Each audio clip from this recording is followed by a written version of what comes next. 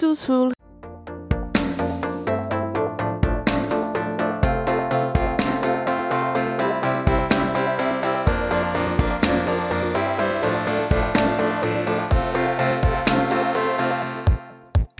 Hello and welcome to Under the Plumbob, the podcast about all things related to the EA Maxis series of games called The Sims.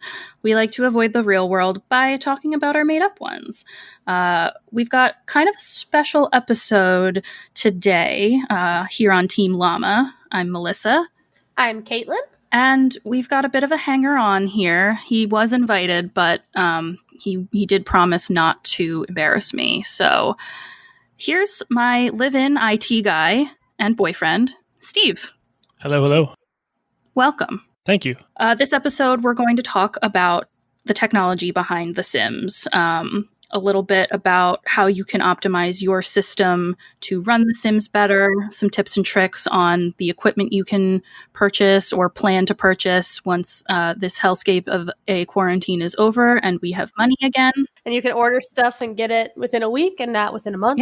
Yeah. So this is like a nice opportunity to like plot out your plans for, I don't know, your birthday or the holidays, which seem years and years away.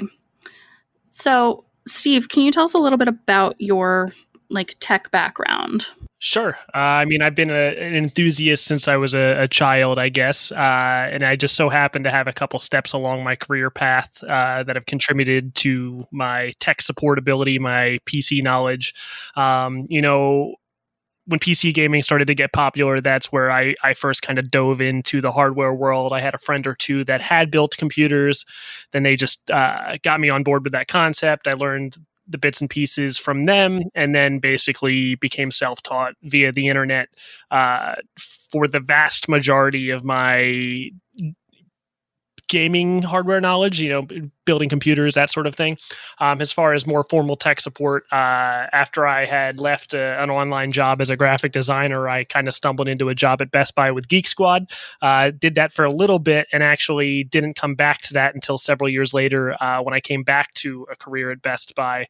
Ended up being a Geek Squad supervisor and that didn't really require any more specific qualifications. What it really just exposed me more to is the giant spectrum of issues that people have and the sort of issues people run into, and really understanding the knowledge level of the general public and being able to disseminate information down to them and make it easier for everyone to understand.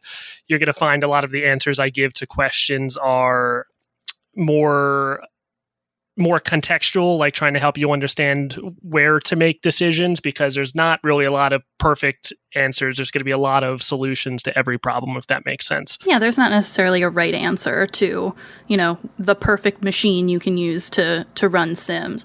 Oh, by the way, it is correct that you've never actually played a Sims game, right? I have installed it before and booted it, but I have not spent a lot of time with it.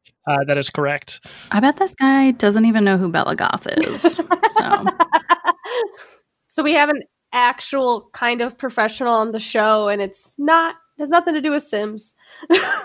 Yeah, and it's not my day job anymore. I still hold a part-time job with Best Buy, but I actually run my own media company now called Suburban Media. We do a little bit of everything from video and photo to kind of branding, marketing, as a very small team that does very bespoke work tailored to small businesses, local bands, that sort of things. So I'm a good mix of the tech and creative, but once you have a certain foundation in the technical, I should say, once you have a foundation, if you keep the enthusiasm up like I do, and I stay in the loop, even if it's just via Reddit conversations, it's just something that I stay on top of. So I'm not the ultimate authority, but I think I'll be able to give everyone a little bit of a leg up and some context for their tech decisions. Probably better answer than we could have given, which is, I don't know. You could Google it. You'll find that is very often the way I get the answer. So, that's not the worst advice. But you know what you're looking for. Yeah, that's important. Absolutely. First question, how do you feel about Bob pancakes? I am not clued in on your spicy memes. Oh, boy. What about the Curious Brothers? How do you feel about alien impregnation? Well, We're throwing him curveballs. Let's keep him in his comfort zone. It's like how far down the conspiracy rabbit hole we go, and I wasn't ready for that. My love language is just brutally making fun of my partner. So that's what this entire hour is going to be. So buckle up, everybody. So to begin, let's say I'm new to The Sims or I've played it in the past, earlier iterations of the game, but Sims 4 is out and it's the quarantine and it goes on sale. What do I need in my setup in order to run Sims 4? Well, the basic system requirements for Sims are pretty low, and you're going to find that's kind of a common theme in everything I talk about here. In reality, it could run on virtually anything from the past several years as far as a Windows computer would go. The basic requirements are a 1.8 gigahertz Intel Core 2 Duo, which is well over a decade old at this point. And similarly with the graphics card requirements, the bare minimum is really bare minimum. The short answer is really if you've bought a Windows computer over the past like 5 to 6 years, chances are it's going to run it. Obviously, that the experience in terms of smoothness, graphics quality, and the ability to run tons of mods and stuff like that is going to differ pretty drastically over that hardware spectrum. But the basic requirements, if you have just some sort of Windows computer, if it came with Windows 10, it almost certainly has more than enough power to play this, with a few exceptions. There's going to be a lot of like little special configurations that happen to run Windows that might not run The Sims, but it really would be overly tedious to go through and name all those. There's just been some weird products that have hit the market over the past couple of years that are like really bare bones computers that use special chips and that sort of thing. But it'd be highly unlikely that that's even a case you're running into. But in the interest of covering all the bases, it's worth mentioning. In a long-winded way, I'm telling you that almost anything you have from the past several years is going to run it. And I'll break down as we go through this a little bit more about individual components and how you can kind of gauge where you want to be. And it can run it assuming like it's the only thing on the computer. In the interest of context and not to break it down too much, but I'm just going to run through the kind of basic components of what's going into the computer. I'm going to be referring a lot to a website I like to use as a rule of thumb for shopping for components or really seeing what your budget allows for component-wise. It's a site called logicalincrements.com. This gives a breakdown of all the parts that would go into a full computer build broken down by price tiers. So they start at like as little as $250 all the way up to $5,000 or more. Destitute. The $249 one is labeled destitute. And they're going to jump into it more, but to get back to the point of, the game being able to effectively run on a potato, Destitute will run The Sims 3 and 4 3? without it. Yeah, absolutely. Well, either of them. Yeah, I mean, 3 is 3 supposed to be like really demanding? Is that the idea? Yes. The more expansions that came out with it, the more it just bogged that game down. Sure. Yeah, and that's something you guys know a little bit more than I have. I read through it a little bit, but there's obviously a lot of information over the past decade and a half since that game's been out. Yeah. So I could, obviously any decision you're making on hardware, if that's the case, you want to err towards something more modern. We'll come back to that, though. I don't want to derail too much. So the priority is not necessarily in this order, but based on the list I see on logicalincrements.com, we've got your graphics card, your processor or CPU. This lists processor cooling fan as an option. It's because this is made for gamers and generally they want the higher performance. Most processors come with a basic cooling fan. So if we're talking in the interest of budget, you can ignore that. But on the other hand, you'll also notice they're only about $25. So it's usually worth it. You have motherboard, you have memory, hard drive, and solid state drive. It lists those separately. They both accomplish the same thing. And I'm going to touch on that more. That's going to be a big point for improvements to existing computers or priorities for new builds, especially with a game like Sims. You then have your power supply and a case to put it all in. This is such an interesting site. It's very pretty. It is. It's so beautiful. I actually see this up on your computer all the time, and I've never really known what it's for. Like, I know it's for building computers, but it's listed out so in such a user-friendly format. You've got your processor, which is kind of the brains of the computer. It does all the major computation for anything that's being done. As far as gaming, that handles most of the behind-the-scenes stuff that isn't actually rendering graphics. So with a game like The Sims, the graphics aren't particularly crazy. I mean, it's relatively low poly characters and stuff, but it's a lot of it, and there's a lot of calculation and management going on in the background. And I know this is going to be something we'll talk about more. The fact of the matter is the Sims games and most of these simulation type games are just not really well optimized, and therefore end up being more processor intensive. The reason that Sims 3, to my knowledge, was so much harder on computers was because it was open world. And so you consider in Sims 4, you've got your processing, you're processing your family, your active household. But in Sims 3, you were also actively processing the entire neighborhood. So when you add your expansion packs and all of your bells and whistles, it got to really bog down your system.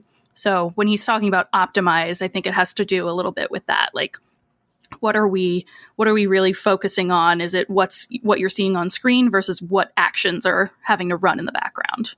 When I say optimized, I'm not a game designer, so I'm not the authority on how to best describe this, but the simplest way I would put it would be just writing more efficient math problems to solve a problem. So with more effective coding and newer tools, newer resources, they can make things run better on a graphics card. Graphics cards have much more computational power than processors for certain applications. And this is getting a little bit deeper than I'm even really comfortable speaking on. But so back in the day, my sister was going to walk me through making a computer because it's at the end of the day, it's cheaper than buying. If you, usually, depending. But at the time, I guess something happened with the graphics cards and the price just spiked. I think. Yes. Is that still happening? Is that coming down? It's come down for the most part. I haven't been in the market as much lately, so I haven't been paying as close attention. The bigger problem was actually the just stock availability. So everyone was buying them and then price gouging. It was a result of the Bitcoin and other cryptocurrency boom. Without getting into it too much, essentially you're having your graphics card perform math that's part of a giant system that everyone who is participating contributes to, and you're effectively using your computer to convert electricity into a digital currency. I'm not an authority on Bitcoin and cryptocurrency, so I'd recommend doing some other reading. But the fact of the matter is graphics cards are the most effective way to do that. And it just so happens that some of the best and bang for the buck cards, as well as the most popular cards, were also the best for cryptocurrency mining. So you saw them just being cleaned out of everywhere for months to a year at a time. But as far as I can tell, it's come back in line for the most part. Cryptocurrency, although is still huge, the boom has slowed down a little bit. There might be some cryptocurrency nerd listening who's like, no, it hasn't. I don't pay attention to it that much. But the fact of the matter is cards are more affordable again. Cool. Certain games, newer AAA titles, the reason that like certain games that seem to be way more intensive than others actually run better is just because of more time invested into the tools, the code, the development of these games, that they work more closely with companies like NVIDIA and companies like AMD to optimize things for that hardware. So there's not really one answer to what makes that happen. It's a whole machine of different issues, if that makes sense. Yeah. And then a game like, you're talking, 2009, The Sims 3 came out, if I'm reading correctly. Yep. That was like in the heart of Windows 7. Windows 7 was the most common operating system at the time, I want to say, as far as computers coming out. XP was definitely still massively prevalent.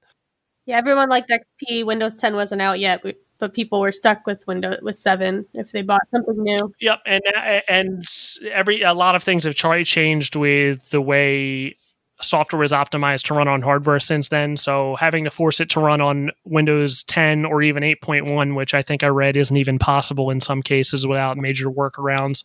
Certain things have just changed over the Windows development cycle, that although you have much more powerful hardware nowadays, basically anything that's done in the game has to go through a layer of translation to the new operating system. So it's just everything. Although it has a lot more hardware to work with, it has a hard time taking advantage of the hardware because it has to like adapt code and all sorts of things to work on a newer operating system. It's a very layman's way of putting it because, again, it's not something I'm a expert on in that regard, but as far as I understand it, that'd probably be the best way to explain it. Conceptually, it makes sense to me.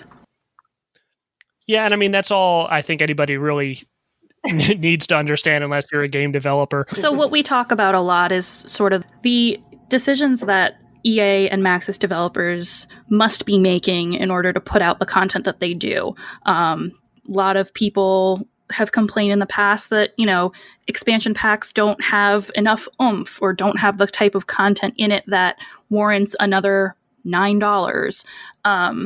Maybe we can segue into that conversation, but it's the sort of thing where we do a lot of kind of guessing as to why the developers behind the game are piecing out bits of content in the way that they do, or not including content, or not answering fans' requests and begging for certain pieces of content, like horses, for example. He's going to laugh.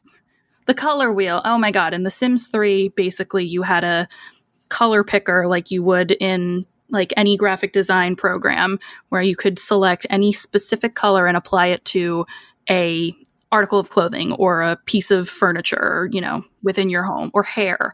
And Sims 4 really stripped that away, and you have the option of choosing maybe 1 to 5 swatches of color. And that's, has caused uproar in the community. But we realize that has to be due to the fact that it must have been so much processing power just making the game more complex than it could be. And in taking that away for 4, it allowed, a little bit more of that behind the scenes processing power to be steered towards more important processes. Because the biggest complaint about Sims 3, besides the fact that they look like potatoes and you need custom content in it to make them make the Sims look nice, by the time people got a couple of expansion packs in, the game crashed. Yeah. And if you had all the expansion packs, it crashed, it wouldn't load. The game just didn't work. Yeah, it became impossible to play at a certain point. At the very least, you're talking about these games that have expansions released over the period of, a decade or more in some cases. 4 years? How long? Sims 3 was out for 5 years. Yes.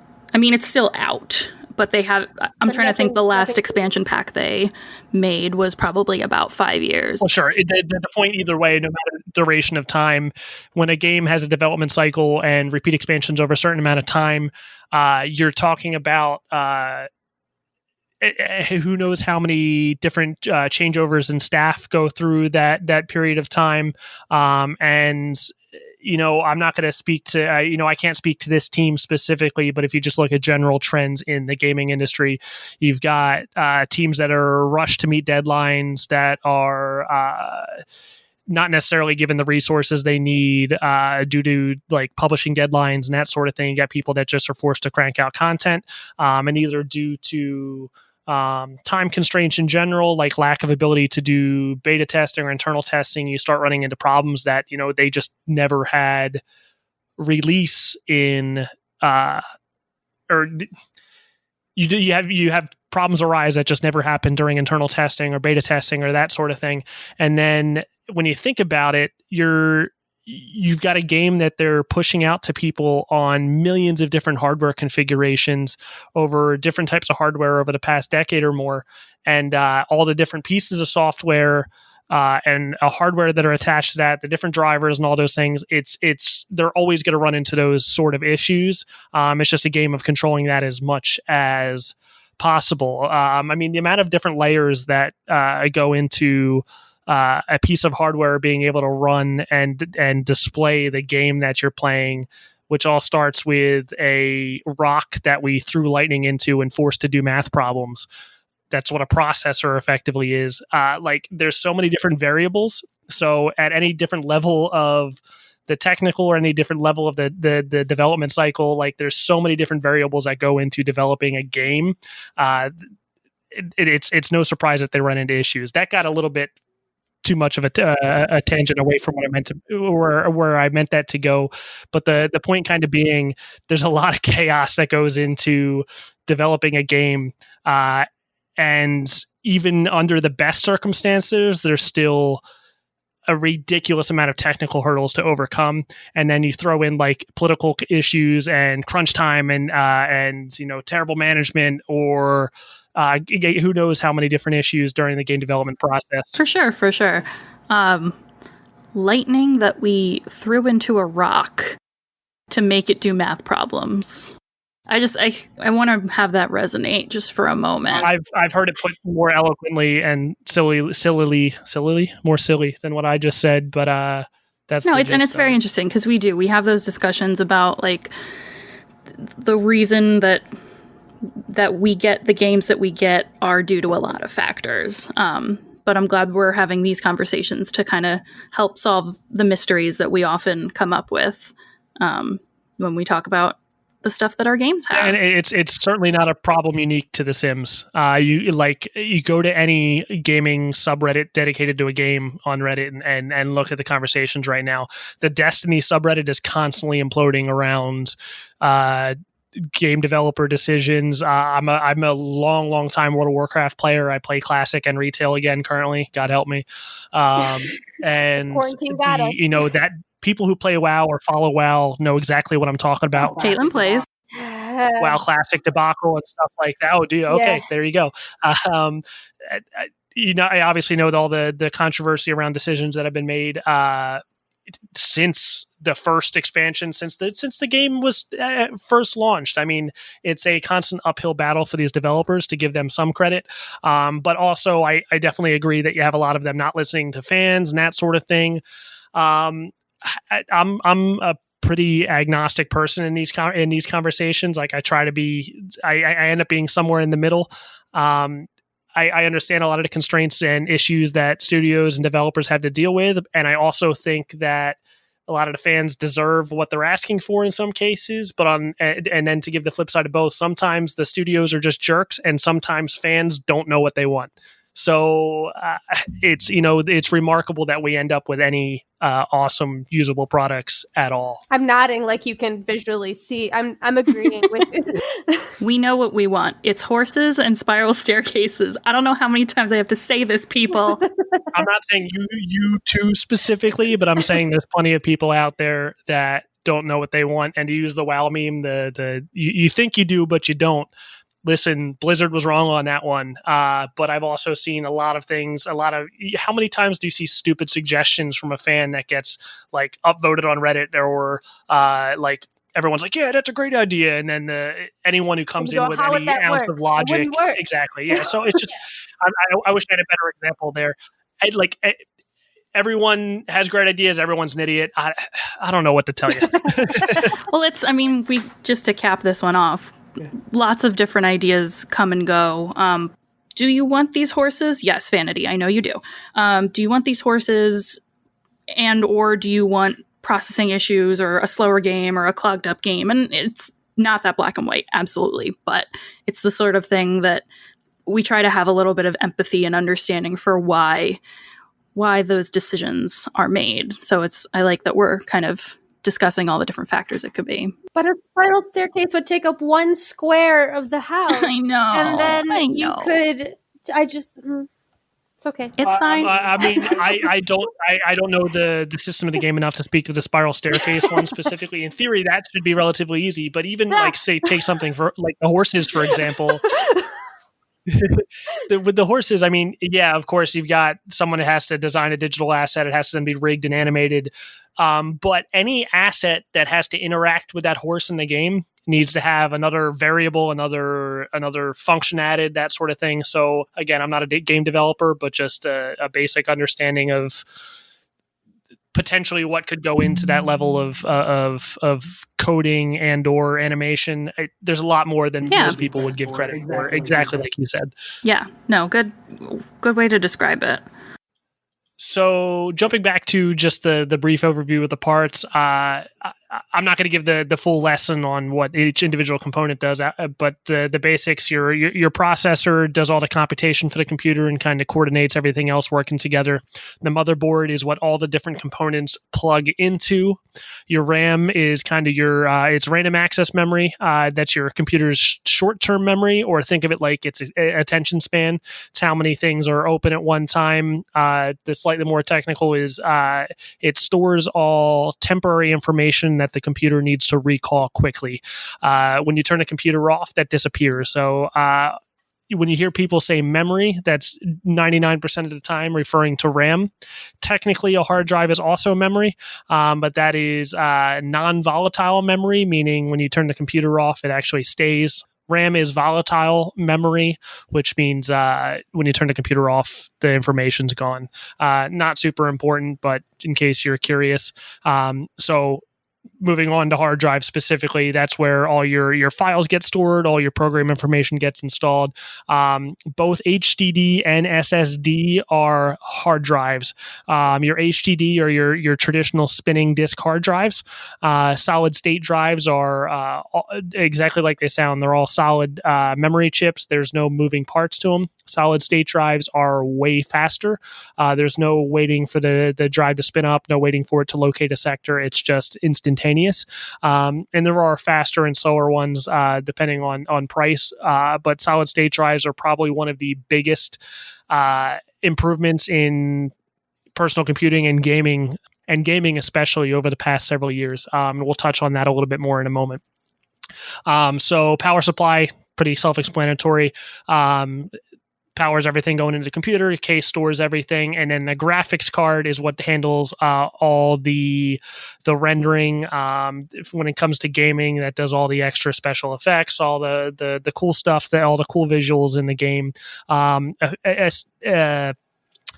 Processor and graphics card actually both do similar things. They just do different types of math, if that makes any sense. Yeah.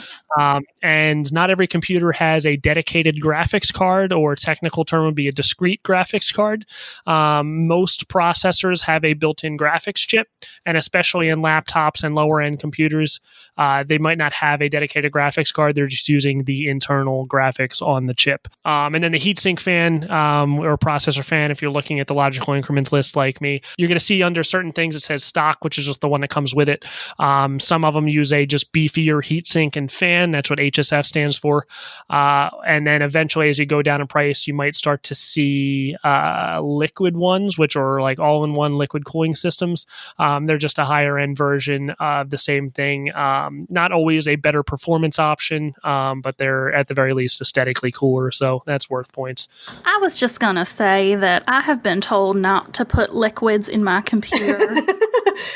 And I would like to hear your thoughts on the time that I spilled wine inside of my laptop and why that's a problem. It's supposed to stay hydrated. Everything needs water to live, right? Team hydrate, am I right? Hey.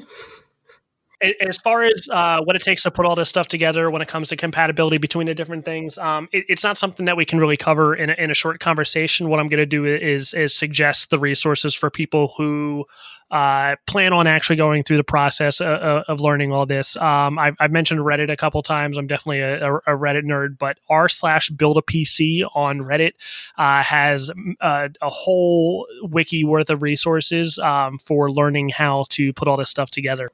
And they're nice on Reddit. People think Reddit is like a cesspool, and it can be. It really can be, but it depends on the subreddits you go to. And I imagine a place that's all about building a PC has a friendlier attitude. Yeah, and that's where I the first couple times I did a build, that's where I got help. They do if you put together a list of what you're thinking about doing, you post it on Reddit, people give you feedback, suggest better options. That's where logical increments actually came from, I believe. That's or at least where I found it. And while you're on Reddit, just perusing the subreddits, you can check out r/plumbob podcast to talk about all things related to the EA series maxis of games called The Sims, but the podcast about that. Anyway, check out our subreddit. I'm starting to post our YouTube videos and our Twitch streams there also. So all things Under the Plum Bob will be found under that subreddit. r/plumbob podcast. Never miss a plug. Like I said, I'm not gonna jump into the nitty gritty of building computers and all that. I'm just gonna touch on some overall arcing points and how they would relate to the Sims specifically. But like I said, check out r/build-a-pc. They have some videos in the sidebar. Off the top of my head, I know the Bitwit channel has some great tutorials, and then everything from like Tom's Hardware to Linus Tech Tips. There's a lot of cool stuff out there if you want to dig in, watch some videos, or just do some reading. On the other subject of Reddit, there's r/build-a-pc sales, which is just keeping track of part deals and stuff like that. You're going to find, although there's a list of parts here, most parts have different manufacturers that make the parts. So for instance, there's a dozen different motherboard manufacturers that will all make something compatible with the motherboard they all make something compatible with the processor that you chose. There's going to be some different compatibility concerns, but taking a graphics card, for example, like under good, it says a GTX 1660S. The one they link to is a company called Gigabyte, but half a dozen different companies or more make NVIDIA graphics cards. When I say an NVIDIA graphics card, NVIDIA designs the actual chips, but individual manufacturers put their own cooling solutions and different layouts and designs on the cards themselves. So it's going to differ between brand. You can check reviews and do some reading to see who you think is best. And you're going to notice different different pricing based on different features, different clock speeds, that sort of thing. Another kind of nitty gritty thing that I'm not gonna go through in full detail here, but if you want to read about it, just some kind of food for thought in that regard. Some other tools that you'll also see suggested on Reddit. There's a great site called PCPartPicker.com. It was actually created by a guy who is involved in the Build a PC community. Allows you to put together a build list. It includes like a compatibility check. You can see pricing history. Definitely the best tool. I usually use that combined with like Build a PC sales when I'm trying to price out a build for someone, or if I'm camping out for an upgrade or something like that. The combination of those two things, it goes a long way. Logical increments isn't meant to be like the final word answer for build list. It just gives you an example of what could work within that price range. By all means, if you want to not have to think about it and buy the stuff on the list, you're welcome to do so, but chances are you can get deals for a similar part that is just as compatible. Just depends on how much effort you want to put into it. If you have doubts about that, make a post on Reddit. Ask someone you know that knows how to build. Chances are someone in your life has done this before. It's getting more and more prevalent. So to speak to how each individual part is going to apply to the Sims, I'll run through them real quick. Sims, as I mentioned before, is definitely really processor heavy. As far as why, I think I mentioned like it's generally more like it's generally more like background process. There's a lot going on versus like graphics that need to be rendered. But I think unfortunately the real answer is it's just not well optimized. There's a lot of features that are built on top of years of other code and stuff like that. You'll hear the term like spaghetti code thrown around a lot. Not only is it processor intensive, the Sims is not really well optimized for multi-core performance. So you'll notice a lot of the newer processors, especially AMD processors, tend to have a higher core count. So you get you hear the term dual core and quad core, but now we're getting into hexacore, octa-core, and whatever you call 12 core. Although those processors are going to be awesome for running just about anything, including The Sims, you're not necessarily going to get a massive performance increase after a certain point. I'd say anything past anything past the mid-range AMD Ryzen processors or the i5 processor from Intel, you're really not going to see a performance increase in something like The Sims.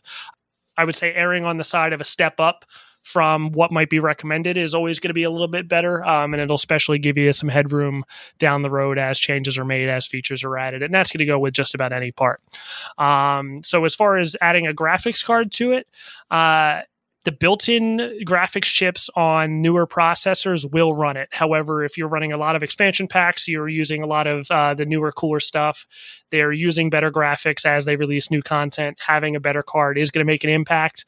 But for strictly The Sims, honestly, I can't imagine spending more than anything past like the good or very good tier if we're referring to logical increments. So that's something like a GTX 1660S or the 1660 Ti.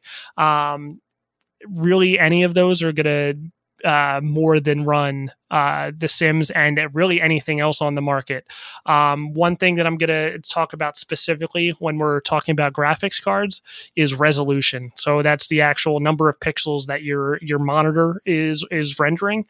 Your standard nowadays is your 1080p, which is full HD resolution. If you have an older laptop or an older monitor, that could be 720p or lower. The lower the resolution, the less work the graphics card has to do, and vice versa. So if you have a 4K monitor or 4K TV that you're playing on, the game then has to render at 4K, assuming the in-game resolution is set the same. So I don't even know if The Sims will run at 4K, but I presume it will. I, for instance, am running on a 1440p monitor, which is a step up from 1080. It would be 2K or Ultra HD. You would need a more powerful graphics card to run things just as smoothly. One thing you hear come into conversation a lot with gaming is stuff like refresh rate and response time on the monitor. Although those are important metrics with a game like The Sims, there's really no performance advantage to really fast response times. As far as refresh rate goes, that's like kind of how smooth the motion's going to be on the screen, assuming that the graphics card can keep up. You'll see the term 60 hertz, 144 hertz or more. I wouldn't get too caught up on it, especially if you're on a budget for a Sims computer. You're not going to see any really major performance increase by a faster monitor. It's more meant for like shooters and stuff like that actually increase your personal performance by having a faster screen. Just wanted to touch on that briefly. There's a lot more that goes into that, but just in case anyone's reading through like building a gaming computer, if you're just playing sim type games, don't worry too much about having a particularly high-end monitor. Obviously, nicer monitors are nicer for color reasons and viewing angle and all that jazz. But as far as response time and refresh rate, don't sweat it too much. Your best performance in most cases with games is going to come from full screen. The reason being that kind of makes the game exclusive, meaning if you move the mouse, you're going to be restricted to the game that you have open. And really, there's some technical that goes into behind the scenes that I don't know how to explain really well, but essentially, all the hardware is going to be more focused on that game that is open. The downside is if you're multitasking, streaming, for example, it becomes a huge pain in the butt to switch between the game and like whatever else you have open.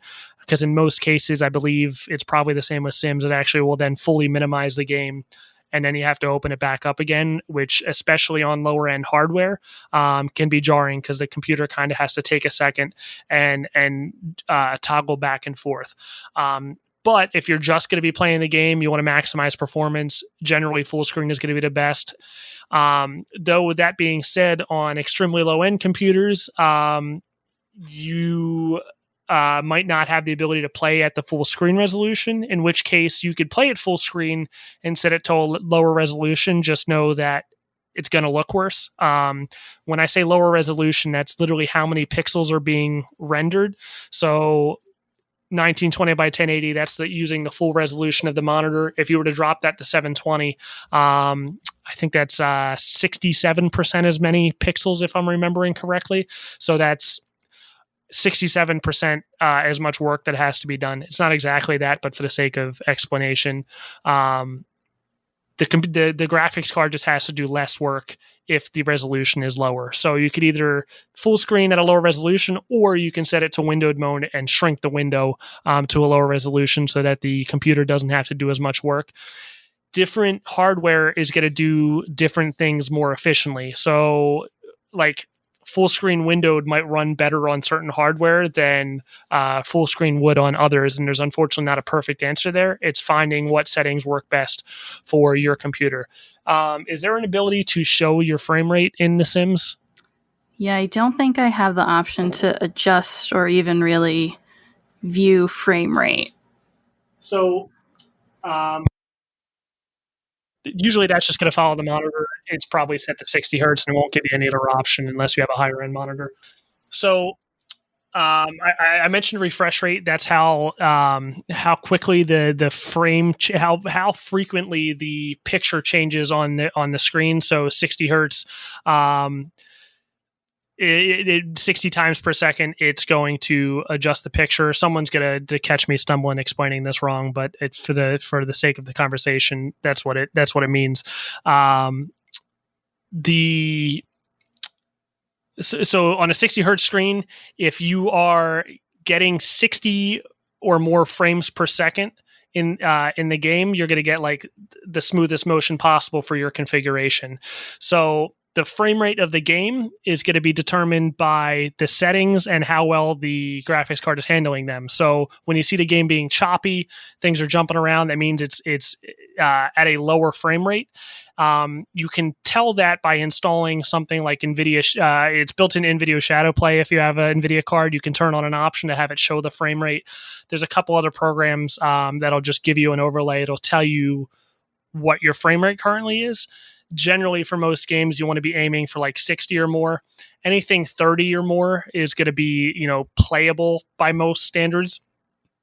But 60 is just going to look smoother, and anything beyond that is just a benefit. For instance, my computer, I have a 144 hertz screen. So I can push, if my graphics card is rendering at 144 frames per second or more, I get better performance. So taking a shooting game, for example, if I want the smoothest motion, the most consistent performance, which, assuming I'm playing at my best, leads to a increase in gaming performance overall, I want to make sure that my settings are appropriate, that the game is rendering consistently at 144 frames or more. So if I am not getting that smooth frame rate, I want to turn my settings down so it's not as demanding on the graphics card to prioritize getting a smoother frame rate. Now, some people might not be as concerned about having a high frame rate. They just want the game to look prettier. It's about finding where those priorities are. And those priorities generally start with what hardware you're purchasing. So if you know you're going to be playing Overwatch, Counter-Strike, the new Valorant from Riot, those are like competitive shooter games. Generally, you would probably prioritize having a faster monitor and turning graphics down low enough that your graphics card is going to output the smoothest frame rate, the smoothest motion. Does that make sense? Yes. I know there's a lot of pieces that are going into that, but it is all pretty important to the overall conversation about monitors and graphics cards. I have a WoW example. I don't know. Sure. So I was playing on I had a laptop that I was trying to play my games on, which RIP that laptop. But I couldn't get through a dungeon in WoW without it freezing or me being kicked out in some PvP battlegrounds. Like, I would just get punted out for I'd be like, I don't know what happened. It dropped me. But when I lowered the graphics, suddenly I was like, oh, this game isn't freezing on me anymore. Oh, I can actually keep up. Okay. Turns out I just suck. It's okay. But now I know. Yeah. And WoW's got even more options than something like The Sims has. And WoW, for example, WoW gets drastically more demanding on the hardware the more people are in the zone. And WoW's another one that's not really graphics card optimized because a lot of the performance comes from having all those people in one area, all the spell effects and stuff like that. Obviously, the graphics card's rendering that, but there's a lot of computational going on in the background that results in it being processor intensive and also network intensive because it's an MMO when you're playing online. Not that online play uses that much data, but it's still another factor in the mix. Having things added in your game and having more of those processes running in the background. And I know a lot of people struggle when custom content comes into play. And mods. So Because I guess, because I bet custom content people and mod users might not be thinking, they're thinking about what they want in the game, not necessarily what computers can handle. Right. Yeah, and custom content's going to be, it's inherently chaotic. Like, there's no, because you got people that are developing, there in some cases, breaking the rules of the game, via some sort of modification to enable their thing to work. And God knows what goes into that, what processes that could be adding on to or replacing. And these are not usually from professional developers, or they're just hobby projects. They're just inherently not going to be well optimized, especially if you're adding custom assets to the game. I obviously don't know the modding community that well. But I've been involved in modding community in games like World of Warcraft, for example, you can consider add-ons in that realm, because using add-ons increases the amount of system resources that are being used. Right. But I definitely played around with mods in the whole Elder Scrolls series, Morrowind, Oblivion, and Skyrim, same sort of thing. You can, Skyrim is a whole nother game, and then some, if you're familiar with it. Like, people have developed entire new games, like, you could take the amount of content in Skyrim, increase it like 1,000-fold just based on stuff people have made. I'm sure The Sims is the same way. So same with for Sims. I think Skyrim and this entire Sims game might be the two most accepted modded games in the game. Not knowing too much, but I feel like I would throw something like Gary's mod in there would be the one biggest exception to that. But yeah, absolutely. And the companies just don't seem to care, or they can't fight it, so they're like, okay. Yeah, with a game like The Sims, it's a single-player local game, so you're not dealing with people online, so you're rarely going to see any objection there. It's only when it comes to online play or companies really concerned about it.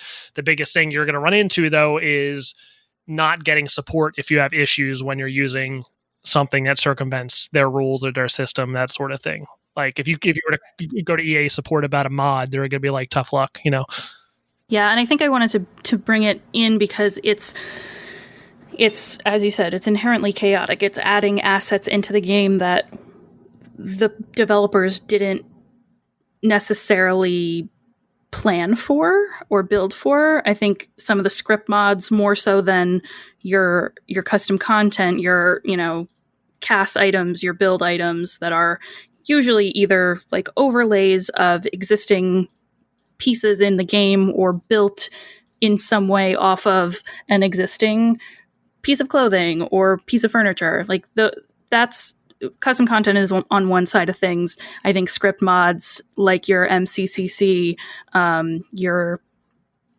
Basemental, your Wicked Whims, those are more so changing the dynamics, the mechanics of the game, and adding. But when the mods that are introduced are conflicting with the actual base game, that's when you get issues, and that's why we always say to back up your mods folder before any patch or update comes through, because the mod itself might not speak well with what's in the base game, and when there's conflict, that's what causes your game to crash. Because the patch doesn't care about your mods or your custom content. It does not. And I guess to give a more tangible answer, like, when it comes to additional content, the more power you can afford in building a computer, the more likely you're going to be able to run everything you're looking to do. The answer, though, is it's impossible to give an exact answer in terms of those requirements, because any of that could change. Always err on the side of more power if it's important to you. Exactly. It's going to be the same argument for streaming. Like, you're going to have to take a step up if that's something. And I'm going to touch on that as we go down the line with components here. Sure. Yeah. So that was a big kind of leap into a lot of stuff around graphics cards. So to kind of recap that, know what resolution you're going to be playing at. So in most cases, that's going to be 1080p. And then know, okay, what kind of games am I going to play? If it's just going to be The Sims, you really don't have to worry about a monitor or anything as far as refresh rate and response time goes. You could really use just about anything. If you're playing other games, that's when I would recommend reading more into gaming monitors, that sort of thing. Reddit's another great resource for that. I'm not going to jump it any more than we already have into that. But from there, you just got to make sure you buy a graphics card that's going to be able to handle what you want to do. So for Sims, really, for running the base game, you buy a current model processor, anything from like the AMD 3000G, which is a $60 processor. That'll run it. It's not going to do it great, but it's going to run it. I would be surprised if you don't get at least 30 frames per second, which would be playable on the Sims 4 running on Windows 10, assuming you've got, at least 4 gigabytes of memory and enough hard drive space. Anything in theory is going to run the base game. Like I said before, for just The Sims, I can't imagine really spending anything more than a 1650 graphics card or the RX, something like an RX 570 from AMD. It would take forever to get really into the nitty gritty of all the differences between brands and where the breakpoints are and that sort of thing. Just know for 1080p gaming, one of those budget-friendly cards like the RX 570 or like the 1650, those are just current model options. There are a couple dozen different cards in the past 5 to 6 years that would all be great options if you have used options. Again, it's just going to be impossible for me to cover every scenario here. You just got to be prepared to do a little bit of research if you're looking to penny pinch and buy used equipment. It's a great option. Just know that you're going to have to do a little bit more legwork to understand exactly what you need and to find the right deal. But it is absolutely doable. So mid-range graphics card at most. If you're going to do some streaming, I would consider stepping that up. I might as well say now, if you plan on doing some streaming, the more multi-core performance, more memory you can pack into your build is going to be better. I'm going to say for most general gaming, something like an i5 or Ryzen 5 middle-of-the-road processor is going to be a great option to play just about anything on the market at 1080p gaming at smooth frame rates. So i5, Ryzen 5, 8 gigabytes of memory, and then a 1660 so graphics card, something in that realm is going to be a great all-around computer that's in that $650 to $800 range. There's going to be a lot of options there for just general gaming use. If you plan on doing a ton of streaming, you step that R5 or i5 processor up to the respective i7. You step the memory up to 16 gigabytes and then consider a more powerful graphics card. But honestly, when it comes to streaming, your bigger bang for the buck after that is going to come from your audio quality, the way you do your webcam, and really just honing your craft than it is going to be the hardware. Again, the resources I mentioned, defer to them for more involved conversations regarding that sort of thing. But since I keep alluding to those things, I'm trying to give a quick big picture on that. As far as motherboard goes, there's going to be some different levels of features. If I take the R5, which stands for Ryzen 5 2600X processor, which is actually the little brother to what I use. I have the 2700X. That's the last generation, but still a great deal AMD processor. There's going to be 2 different levels of motherboard for that. There's a B450 motherboard and then an X470 motherboard. Those just refer to the features of the motherboard. They're different chipsets. The higher end boards support features like overclocking or some really advanced stuff that the average gamer, and chances are someone that's just playing The Sims, isn't going to be concerned about. But just to give some context for what's being listed here, if you're referring to logical increments like I am, there's going to be a lot of great budget options for that. The only features to really look out for are things like if you have a bunch of extra hard drives, Wi-Fi being a big one. That's going to determine your computer's ability to have Wi-Fi. If you don't want to buy an additional Wi-Fi card that could be built into the motherboard, there's a lot of different features that go into a board that, again, not going to have a lot of time to go through here. But there's a million different videos and guides out there on how to do it. Memory, you're going to see a minimum of 4 is needed for the Sims 4, but with the price of memory nowadays, even if you're buying a more budget build, you're probably talking a difference of about $10 to get into 8 gigabytes. You'd be crazy to not go at least 8 gigabytes. DDR4 memory just refers to the current generation of memory. You're going to notice there's different speeds and stuff in different kits. Chances are, if you buy anything that's marketed as a gaming kit, it's going to be fast enough for something like The Sims. It's another one you can dig into learning the difference about.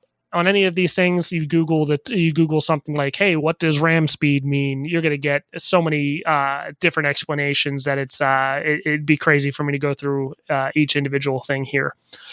Hard drive is one I wanted to really touch on because that's going to be something that could really improve your Sims performance. This could either be a consideration when building a new computer, or if you're considering making an upgrade on your own computer, it's something that can make a huge difference. Like I said, HDD, which if you have an older computer, is chances are what you're using, or if you have something that was a little less expensive and more recent, probably also still has one of those in it. Solid state drives are the new hotness. They're a massive improvement in speed over the traditional drive. So what do I mean by speed? Anytime you're launching a program or loading something in a game, if that information is installed on a traditional hard drive, it's slower to come up. It has to actually locate that sector on the drive. The connection speed to the motherboard is a slower connection. Solid state drive and always is faster. There's a bunch of different levels of solid state drive in terms of the different technologies in play. Different brands do things a little bit differently. Even a budget solid state drive is going to blow away the speeds of even the better traditional hard drives. So the downside being they are generally less capacity for the price than a traditional hard drive. So if you're looking at my logical increments list, even at the entry level, you're going to see hard drives start at about 500 gigabytes to a terabyte. The only reason 500 is even on there is for a really budget option. 1 terabyte hard drives are on sale for well under $50 all the time. It is still recommended that you pick one of those up for like your massive storage, like files and that sort of stuff that doesn't need performance, because you can just throw all that stuff on one of those drives. You can have multiple drives in the computer, if that wasn't obvious. Your solid state drive would be where you install Windows and where you install all your games if you're building a new computer. That way, when you launch The Sims, not only is it going to boot up the game faster, but loading all your custom content and that sort of thing is going to be drastically quicker loading off of a solid state drive. And I actually did that for Melissa's computer, I guess last year for Christmas, I think it's been at this point. And I think you can attest to a speed increase there. That's pretty cool. Yeah. For people who are looking to do an upgrade, it is possible to add a solid state drive to anything from a laptop to a tower. There's just different levels of involvement and level of technical ability needed to achieve that process. You could, in theory, replace the main drive in your computer with a solid state drive, but that would entail anything from cloning the drive, like making an exact copy of all the data on your existing drive to this one and then replacing it, or you could just wipe everything, reinstall Windows on the new drive and start from scratch. There's a couple different methods. That would be something I would recommend, either doing a lot of research about before and making sure you back up anything that you're concerned about, which should be a rule anyway, but in this case, it's worth preaching. If you're considering replacing, adding a hard drive, any of that jazz, before you do anything, make a backup of anything that's important. If you're not confident in how to do that, pay a professional. You can pay a professional to do solid state drive replacement in general. I know firsthand that your local Best Buy probably does it post-quarantine. They're not doing it right now, but it is possible. I cannot overstate how good of an improvement solid state drive is. Almost more important than just about anything else in these nowadays. Some people might vehemently disagree with me, but in terms of overall quality of life on a Windows 10 machine, solid state drives are going to be the biggest bang for the buck, hands down, in my opinion. Windows 10 runs like a dog on traditional hard drives, especially on cheaper laptops. Like if you're out there buying it, trying to find a budget laptop for like school work or something like that, first of all, if you only need to do web browsing, I'd say get a Chromebook. But if you're buying a Windows laptop, whether it's for gaming or otherwise, buy something with a solid state drive, ideally something that has both if you need the extra space. But a solid state drive will be one of the biggest quality of life decisions you can make. If you disagree, we can fight, but I will stand by that decision. A couple years ago, you would see it on the internet, people mentioning it as definitely the luxury option, but they come down in price that for, on sale for like less than $40, you can have like even a small one that you can keep Windows and a game or two on. Massive improvement in quality. I would not pass that up if I was building a new computer today, or if I was buying a pre-built computer nowadays.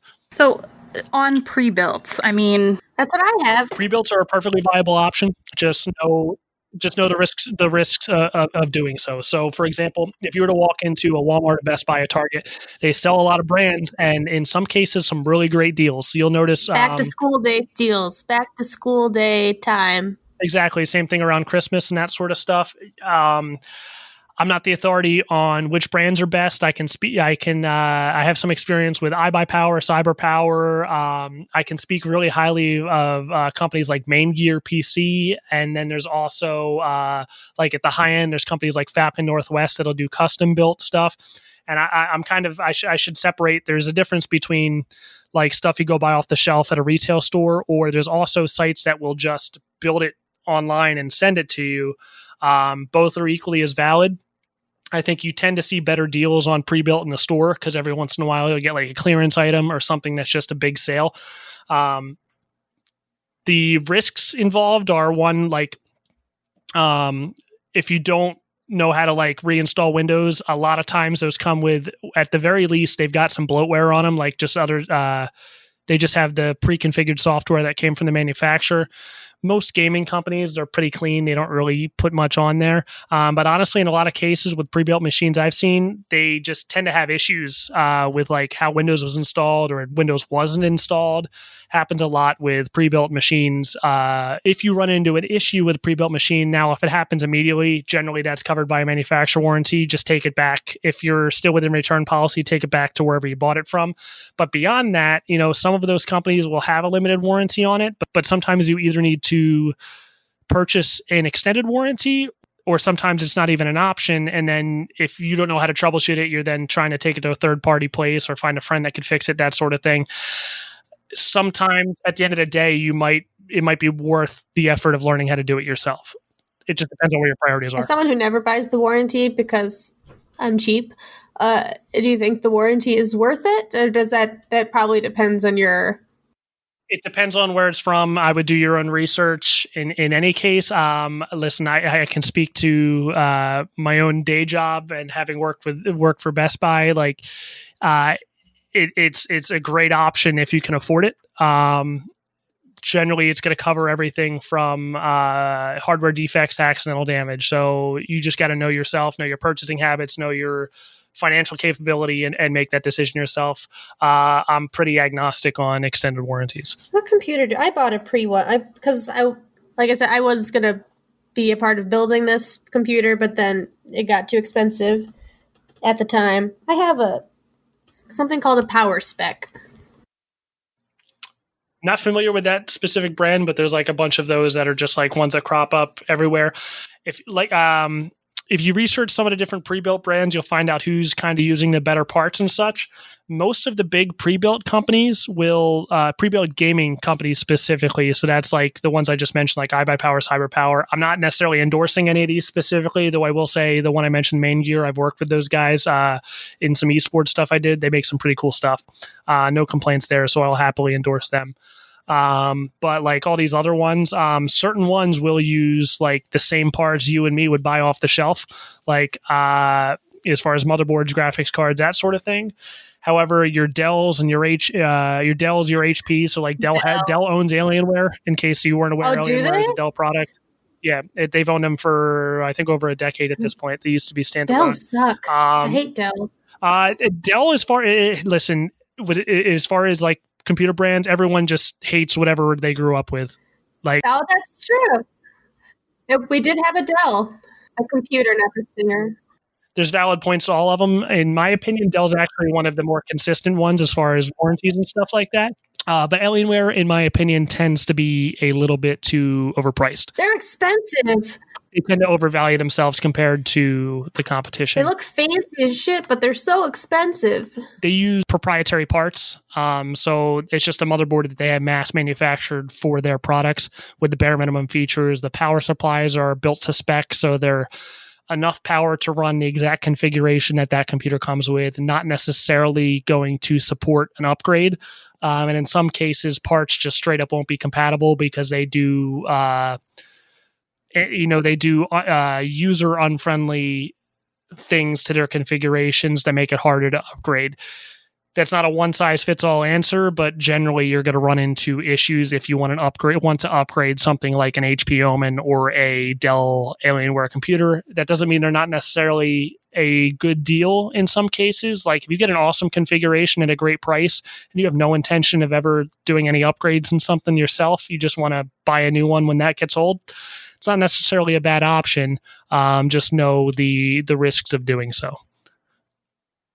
To kind of give a summary of what I've discussed so far, for general Sims 4 play, if we're looking at logicalincrements.com as a reference point, if I were building a computer for that and, a little bit of other light gaming, I would absolutely aim for something between like the modest tier and the good tier, like something in like that $400 to $700 range. Gets you a lot of flexibility, both in regards to what it can handle right now and what your upgrade path looks like if you want to add more power down the road, upgrading a graphics card, having room to add more memory, that sort of thing, because you'll have a motherboard that can handle at least 16 gigs of memory or more. You'll have a processor that's not going to be irrelevant in 6 months, and a graphics card that can handle almost every game on the market at like mid-range settings at 1080p. So that's going to be something like a Ryzen 5 or an i5 processor, a relatively budget-friendly graphics card, meaning like $150 or less, and a motherboard that's feature-loaded, about 8 gigs of memory. Like I said, I highly recommend spending the little extra for 8. If you see yourself being a big multitasker, you might want to consider 16 gigs. You definitely want a solid state drive. And then as far as the other parts go, stuff like a processor fan, a case, power supply, those are things you want to read into about compatibility to make sure you get what you need. The only one I'll really touch on real quick is as far as power supply goes, absolutely prioritize quality on that component. If a power supply goes down, you could take out everything else on the computer with it. Don't mean to be scare tactics about it, just in the interest of giving the best advice possible. That's the only thing I'm going to mention there. Cases and processor fans, there's a lot of like personal taste choices and that sort of thing. Now, at the absolute budget end, yes, you could get away with playing the base model Sims on a $250 computer if you wanted. I would not recommend it. It's not going to be a great gaming experience. You're going to be essentially playing on like an entry-level family desktop computer that you picked off the shelf at Walmart. Does that mean it's not going to play it? No, but just be aware that it's really not going to last you very long in terms of what it can keep up with. But if you're determined to get playing the game, it'll absolutely do it. To touch on Sims 3 real quick, as we've discussed, it's a little bit weird with playing that on Windows 10 when it was developed for an older system.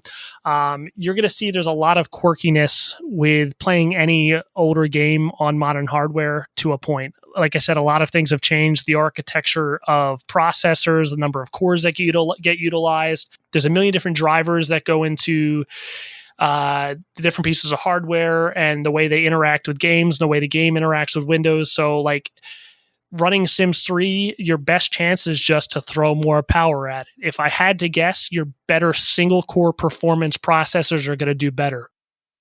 Meaning a quad core processor with a higher clock speed is probably going to play something like The Sims 3 better than like a 6 or 8 core would, because one, The Sims isn't going to take advantage of all those cores, and two, the single core performance is actually a little bit lower in that regard.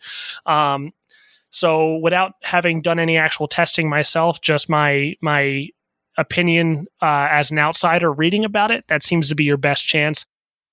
So really just brute forcing it with whatever extra power you can probably is going to stand the best chance. One thing I didn't really think about when we were talking about it earlier was coming back to resolution.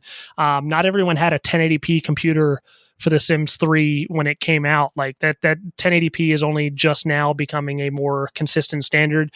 And for people going, oh, well, what about 4K? Everything's 4K now. Yeah, you can buy 4K TVs. Everything is 4K, but content and gaming ability is still in the 1080p realm. God, can you imagine those potato faces in 4K?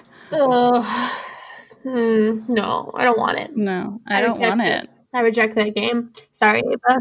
So everything from like the interface of the game, like it wasn't really designed expecting people to play it at these higher resolutions, and it certainly wasn't optimized for it. I have a 1080 Ti in my computer and I play at 1440p, which is relatively high end for, I'd say, last generation. And like a lot of games, like even though that's some of the better hardware on the market, you won't see consistently high frame rates just because the game's not optimized well for it.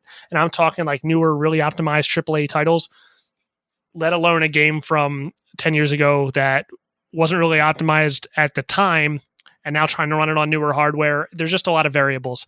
The best chance seems to be high speed single core performance processors, which are going to be your i5s and your Ryzen 5s versus the higher end multi-core processors. Well, that was a language that I did not understand, but I appreciate. I know there's a lot of word vomit that came out here, especially just the way the conversation went. And I threw a lot of information at people. And I know there's going to be a lot of people saying I was going a mile a minute, and I still am. But let us know what you think, and I can break it back down, and we'll touch on it more. His brain is at a very high processing rate at all times. That's not to say he's smart. He's just not very optimized. Did I get that right? Sure. Yes. I think the reality of it is we all want perfect, beautiful, wonderful machines, but that's not the reality for everyone. And I would love to provide some advice for those who aren't even ready to take that step at a $250 computer. So, or can't right now, or, have to wait for Christmas or Hanukkah or Winterfest to make that happen. The fact of the matter is going to be on people who are working with what they got. Any upgrades that may be able to be done are going to rely on probably previous generation hardware that's compatible with what they have, or just a level of technical ability that they might have to be prepared to do some research and really put some effort into it. Not saying it's impossible. On the other side of that, that's where I'd like to touch on some of the software side of things and best practices just to keep Windows optimized for gaming, and just some general tech help that'll help you get on track if your computer's just bogged down in general and what you can do. Yeah, I would not hate some more content on that. I think that would make a lot of sense. The answers are already out there, written way better than I'm ever going to say. If you want to be proactive and get the answers now, the communities like Reddit or really just Googling any questions you have are going to be your best friend. And the subreddit r/The Sims is also with an S at the end, is also a good place to go to, because this question gets asked a lot there also, and they tend to have answers of, mainly it's just like, I use this is my computer, and people sending each other links. If you are the type of person who wants to do the research and learn more about this, there are, as Steve said, a lot of resources out on the interwebs. Coming up next in the Under the Plumb Bob world, we've got episodes from Team Cowplant and Team Llama. Team Cowplant's going to touch on a sort of niche favorite that not everybody is aware of in the Sims universe, Sims Medieval. A nice fantasy escape. I think that goes with... It's not an expansion pack for Sims 3, but it was released around that time, and it's actually its own separate game. Yes. Am I correct? Correct. And you don't need Sims 3 to play it. Mm-hmm. You can just buy the Sims Medieval base pack. Yeah. And if I recall correctly, it's kind of more quest-based, and you navigate your character around this medieval situation. That's not the word. I own it. I never played it. It is my friend Kenzie's favorite Sims thing. So I think that's why I purchased it, but then I never opened the game. Everyone I know who has played it loves it. And I was telling you this before we started recording. My sweet, sweet mother bought me the Pirates and Peasants medieval expansion pack. So medieval's its own thing, and it has its own expansion pack. I think that's what it's called. It was Pirates and something, an expansion pack, but I didn't have the medieval base game, so I couldn't play it. So that is my only reach into the Sims medieval world. I do wonder, because this is slightly off topic and we know we're out of time, but Sims 2 had the life stories and Sims 3 kind of had Sims Medieval. I wonder if they'll do something like that for Sims 4. Probably not. Well, they did tease in their upcoming, year out, 6 months out plan that they were planning on doing something they've never done before. So, They said a lot of words. They did, and not a lot of content. Exactly. A lot of words, not a lot of truth. A lot of stuff could happen soon. Yep. First, as I said last time, first there's spring, then summer. And after that, you bet there's fall. Oh my god. There it is. Oh my god. Better believe it. After, I'm sure we're done after fall, right? Like we're done. Oh, no. Right? What? I think so. But there's winter after that. Oh my god, you're spoiled us? 4 seasons? Oh my goodness. Just check out EA's latest, probably maybe not latest at this point, but their recent blog post about like the next 6 months, what it's going to look like. It was colorful, but very vague and non-informative. It looks like they cut stuff out from their other posters and like things and put them on that thing. I bet by now they've actually said something that they're releasing and people are losing their shit and it's amazing and we're just hope so. Hey, I hope so. We could use it and we're all excited about this expansion pack. Word. Yeah, that'd be nice. We need some joy in the time of quarantine. Speaking of dark and desolate times, next Llama episode we'll be telling you a tale of the legend of Princess Cordelia of Thebe. Who's this, you may ask? You'll find out soon. We'll find out so much. Yeah. Pages and pages of the Sims Wiki copy and pasted into our script. And then reformatted for better reading purposes. Mm-hmm. I will say this is the one thing that's Sims 4 isn't detailed. Hidden. There's hidden detail. Yes. That no one would think to look for. There's story. It's just deep in there. It's little Easter eggs. So we'll give that to Sims 4, as a little, all right, I see you. Cordelia's there. Don't you worry. That's right. You. Cordelia's sitting next to me on a chair curled up. That's my cat's name also. Oh, Zara finally took a nap. What is your cat's name? Zara. Oh, I thought you said Balthazar. I was like, wow, that's impressive. Oh, Satan, my cat. Hey, to each their own. Laura from Facebook recommended us on our Facebook page. She says, love it, super informative, funny, feels like playing The Sims with friends. Keep up the excellent work. And she used exclamation points, not just periods. Laura, you're the bomb. Thank you for your expressive punctuation and for your recommendation of us. We appreciate it. All right. I'm going to try to do our social media plugs as fast as Steve talks normally. Should I try it? Just do the inhale and don't lose. I'm learning from I'm watching way too many like vocal coaches because I'm bored. Mm-hmm. Don't lose all the air on the first word. You got to keep the breath going. Deep choral breaths. Did you watch the Disney sing-along with Kristen Chenoweth as our vocal coach? No. If you can catch it, you might need cable to see it, but it was on ABC. And maybe it's on Hulu. Maybe. Yeah. Yeah, well, you were telling me you are a fan of Mr. Evans. Yeah, I did look up that specific video. That is something that I watched. But it's so delightful because our dear Kristen Chenoweth of Broadway fame, of Glinda of Wicked of Broadway fame, she pops in here and there for like quick vocal tips, which is hysterical. Because you're at home doing a sing-along, but she's like, and remember to use your diaphragm. That was like a really good Kristen Good Chenoweth job. impersonation. Yeah, I just surprised myself. Can you hit her note? The note Always. that she just pops into, like, it's so easy. Well, she does it in the little tips segment. She just like hits a high whatever and like comes back. She's like, sorry about that. Just had to get it out of my system. You're like, Kristen, you're the best. I feel like she just wakes up, does that note, and goes on with her day. Just gotta expel the notes. All right. Deep coral breaths. And you can find us on social media as Plumbob Cast on Instagram and Twitter, Plumbob Podcast on Reddit. We are Under the Plumbob Podcast on Facebook and Tumblr, and our website is undertheplumbob.com. There's a contact form there where you can reach out to us, or you can email us directly at undertheplumbobbpodcast@gmail.com.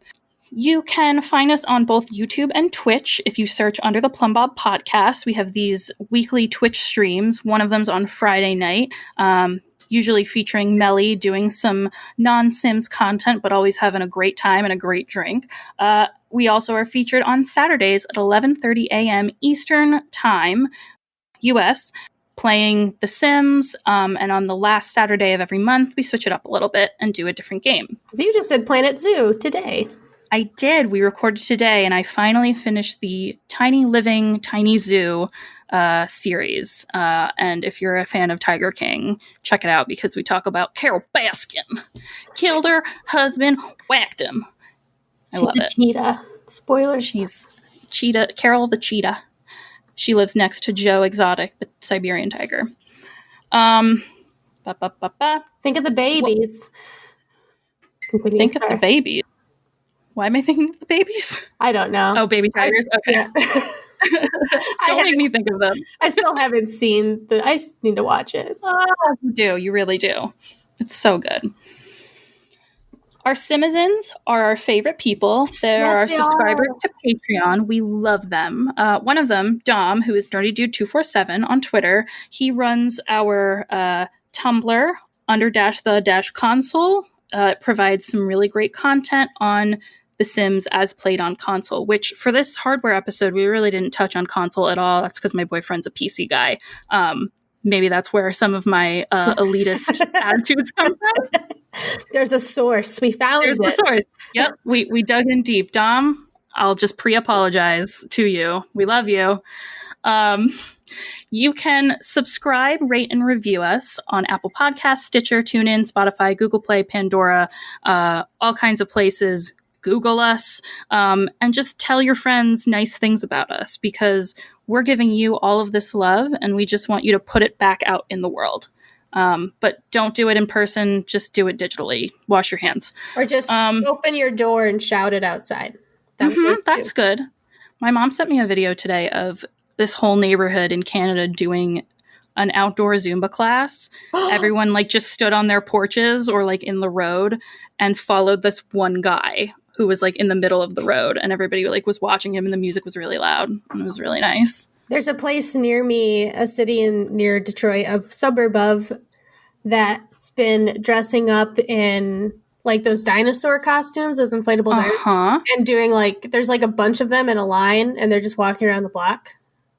That sounds fantastic. Mm-hmm. That's it. So have you ordered yours yet to join them? No, not yet. Because it won't get here for like 2 months. True. It'll be over. It's hashtag new normal Ferndale. Word.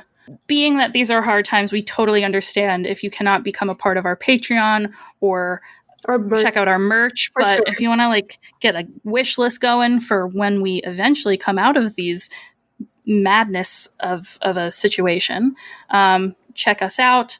Undertheplumbob.com is where you can find pretty much everything about us.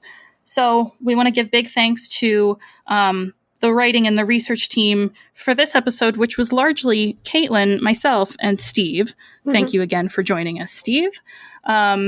Steve, do you have anything you'd like to plug?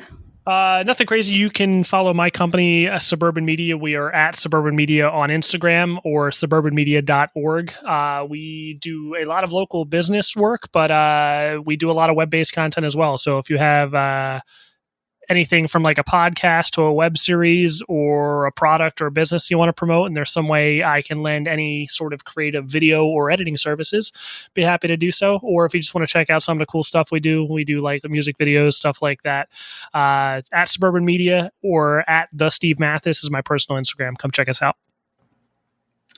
We will have sources in the show notes, but shout out to Logical Increments is not sponsoring this podcast, but it's a real pretty website that's very informative. It is. It's just so nicely laid out. We love a great visual on our audio medium. It's rainbow and pastels. Like, yeah. What else do you need? Were you missing your color picker from Sims 3? Here it is. Logicalincrements.com. And also technical hardware for your computer. Exactly. The EA help site also provided a lot of content for this episode. I'd be remiss if I didn't thank Carl just because. Thank you, Carl. Carl. Hi, Tim from Seattle-ish. Finally, thank you all for listening. Be sure to continue to stay safe and stay inside. Wash your hands a whole lot. Don't binge watch too much. Take care of yourself. If you're playing right now, save your game. Save it. Back up your files. We definitely talked about that today. Back up your files if you can before a patch comes through. Thank you for joining us today. It's time to go back to the real world, or in my case, my island on Animal Crossing. So we love you. Stay safe. Bye. Bye. Badish. Dag dag.